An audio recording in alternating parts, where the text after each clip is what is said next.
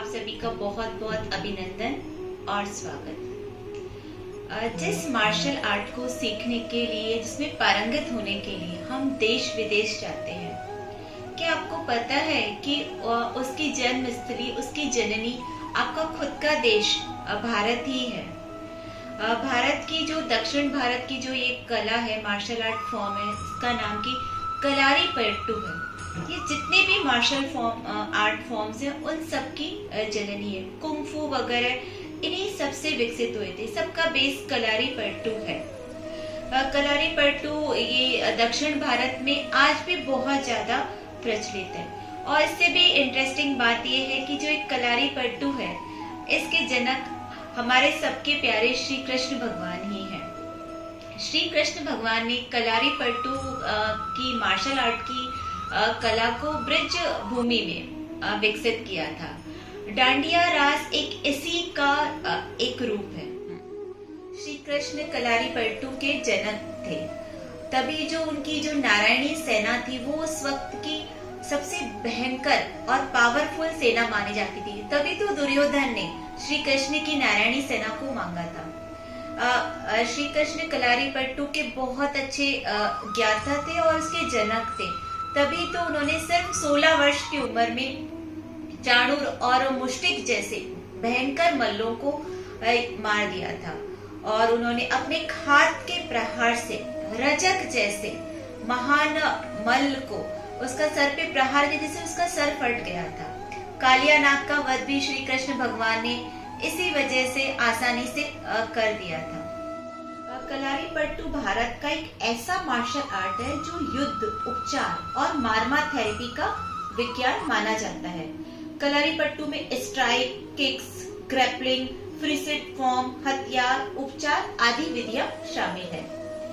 अन्य martial art की तरह कलारीपयट्टू भी हमारे शरीर को फ्लेक्सिबल बनाता है, क्योंकि इसमें आप खुद को सेफ करने के लिए कई ऐसे मूव सीखते हैं जो कि बॉडी को फ्लेक्सिबल बनाता है। कलारीपयट्टू से शरीर सुडौल और मजबूत बनता है। इसमें कई ऐसे मूव्स होते हैं जो बहुत ही फास्ट किए जाते हैं, जिसमें कि हमें शत्रु से बचना है और उस पर प्रहार करना है। इससे व्यक्ति बहुत फुर्तीला बन जाता है और आलस्य का तो उसमें नामो निशान ही नहीं रहता। कलारीपयट्टू में हमें हमेशा सजग रहना पड़ता है, नए नए मूव सीखने पड़ते हैं। इसलिए व्यक्ति का दिमाग का विकास भी बहुत अच्छा होता है, उसका माइंड भी बहुत एक्टिव रहता है। मलयालम और तमिल भाषा में कलारी का मतलब होता है युद्ध स्थल और पट्टू का मतलब होता है प्रशिक्षित करना, अर्थात युद्ध के लिए प्रशिक्षित करना। इसके अंतर्गत युद्ध में सेल्फ डिफेंस और युद्ध में शत्रु से हम शत्रु पे कैसे प्रहार करें, इसके विभिन्न रूपों को सिखाया जाता है। श्री कृष्ण ने कलारीपयट्टू की नींव रखी थी, जो बाद में बौद्ध धर्म होते हुए चीन और जापान में पहुंचा।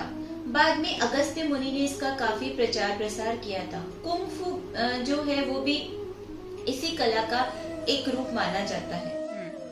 तो देखा ना हमने कि जो हमारा ये जो मार्शल आर्ट है कलारीपयट्टू, ये न सिर्फ हमारे बॉडी को सुघड़ बनाता है, बल्कि हमारे माइंड को भी बहुत ही एक्टिव बनाता है। हम सबको भी अपने जो ये मार्शल आर्ट है कलारीपयट्टू, इसका प्रचार प्रसार करना चाहिए। इसको सीखने के लिए, इसको जानने के लिए तत्पर रहना चाहिए, क्योंकि कहीं ऐसा ना हो कि जो हमारी ये वैज्ञानिक जो हमारा मार्शल आर्ट है, जो कि सारी मार्शल आर्ट्स का बेस है, ये कहीं ऐसा ना हो कि नष्ट हो जाए और हम जो बाहर की अपनी ही चीज को बाहर के लोगों से सीखें। तो हमें ये आप इस वीडियो को प्लीज ज्यादा से ज्यादा शेयर करिए और चैनल को सब्सक्राइब करिए। वीडियो देखने के लिए बहुत बहुत थैंक यू। आप अपने सुझाव कमेंट बॉक्स में लिख सकते हैं, वो मेरे लिए बहुत ही अमूल्य होंगे। आपके सुझाव पे मैं बहुत ही गौर करती हूँ, उन्हें बहुत ध्यान से पढ़ती हूँ। मैंने ये चैनल कोई मॉनेटरी बेनिफिट के लिए नहीं किया है, इसीलिए चैनल स्टार्ट किया है कि जो हमारी ऐसी प्राचीन कलाएं हैं या लोगों तक पहुंचे। तो प्लीज आप इसमें सहयोग कर सकते हैं। धन्यवाद।